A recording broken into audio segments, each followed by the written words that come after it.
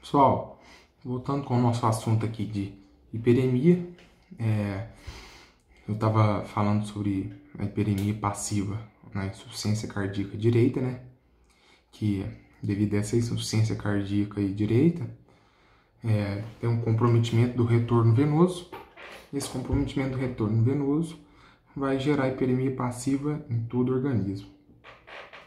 Então, essa hiperemia passiva aí, ela vai comprometer diversos órgãos e segmentos que vão se tornar mais avermelhados, com uma tonalidade mais arroxeada. A gente também consegue observar a presença de cianose, por causa da baixa oxigenação do sangue venoso retido ali naqueles locais. Esse sangue venoso é rico em carboxihemoglobina, e essa carboxihemoglobina tem tem um tom vermelho azulado.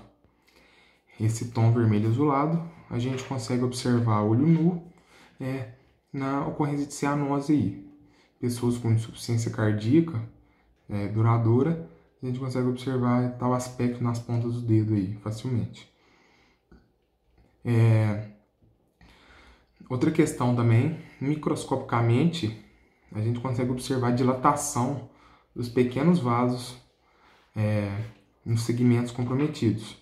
Vênulas capilares ficam mais dilatadas por causa da excessiva quantidade de sangue retida ali. E devido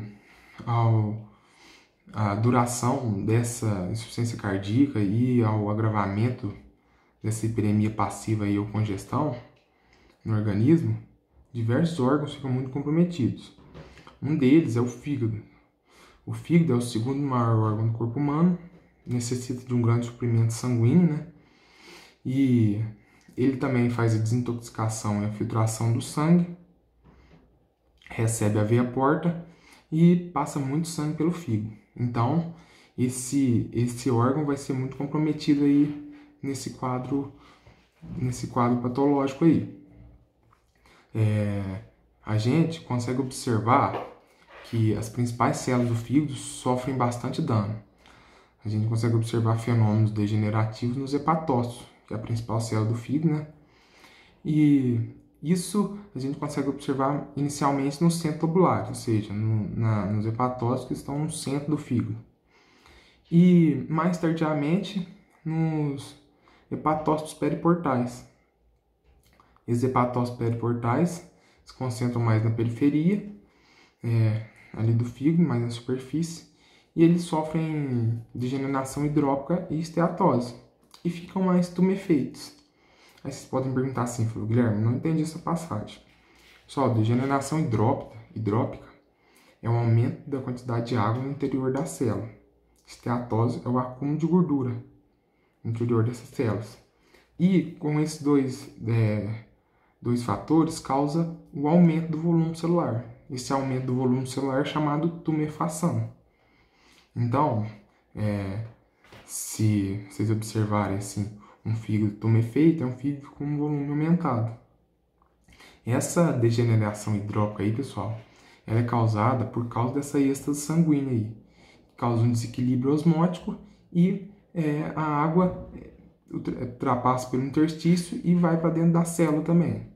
Então, é efeito dessa congestão aí, dessa hiperemia passiva. Os hepatócitos centrolobulares, eles tendem à hipotrofia. Por causa que os sinusoides, onde fica o sangue ali no fígado, eles ficam muito dilatados. E essa dilatação comprime esses hepatócitos, que tendem a hipotrofiar. Nos hepatócitos periportais, como eu falei, esse aumento de volume vai comprimir os sinusoides, mais na periferia, e vai comprometer esse fluxo sanguíneo ali, fazendo com que o fígado fique um típico aspecto de noz moscada. Ele fica mais claro na superfície, na periferia, e mais escuro no centro. E com o agravamento aí desse quadro aí, a gente pode ter uma necrose hepatostária, os hepatócitos aí começam a morrer, e nesse local aí começa a ter grande quantidade de matriz celular, que é a fibrose aí. E se esse quadro não for tratado de forma correta e de até imediata, pode levar a uma falência hepática aí no caso. Só o outro órgão também que eu gostaria de falar com vocês, que também sofre um comprometimento grande, é o baço, né? Porque o baço faz a hemocatereese, que é a destruição de hemácias aí, e ele também é importante na hemostasia. O baço, pessoal, ele vai sofrer danos por causa da hipertensão portal. Mas vocês podem perguntar assim, Guilherme, mas por que o baço e a hipertensão portal? Qual a relação? Pessoal, como vocês devem saber, a veia porta é formada pela veia mesentérica superior com a veia esplênica. Se você tem a hipertensão portal, ou seja, você tem a veia porta sobrecarregada, isso vai refletir diretamente nas duas veias. E a veia esplênica é a principal veia que drena sangue do baço. E então isso vai ter um comprometimento direto aí do baço. Com essa retenção prolongada de sangue no baço, o baço aumenta seu volume, é chamado aí de esplenomegalia. E com o agravamento aí desse quadro, vai surgindo placas esbranquiçadas fibrosas ao redor do baço, na cápsula do baço. Ele fica mais avermelhado. E, de acordo ele cresce, a cápsula, ou seja, a superfície do baço, a periferia do baço, encosta com a parede abdominal. E esse atrito gera estímulo para aumentar ainda mais a produção de matriz celular, ou seja, para aumentar ainda mais a ocorrência de fibrose. E essa fibrose aí vai comprometer todo o funcionamento do baço e toda a hemostasia aí que o baço proporciona aí no sangue. Outro local também bastante comprometido, pessoal, é o trato digestivo. Devido a essa hipertensão portal,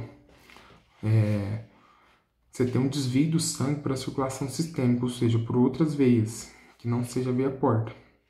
E isso pode causar edema de mucosa, por causa que essas veias não estão preparadas para toda essa carga, fica uma sobrecarga. E a gente vai observar uma dilatação nos plexos venosos gástricos, esofágio inferior e hemorroidário. E isso vai gerar varizes gástricas, retais, esofágicas. E essas varizes aí podem comprometer aí toda a parede aí do sistema do trato digestivo e gerar aí muitas outras complicações. Pessoal, então eu falei um pouco aqui da hiperemia passiva, no caso de insuficiência cardíaca direita, e o quanto ela pode ser danosa aí ao nosso organismo. E no próximo vídeo eu vou falar um pouco sobre a insuficiência cardíaca esquerda, né? Que gera aí uma congestão pulmonar, uma hiperemia passiva pulmonar. E sobre a hiperemia passiva crônica nos membros inferiores.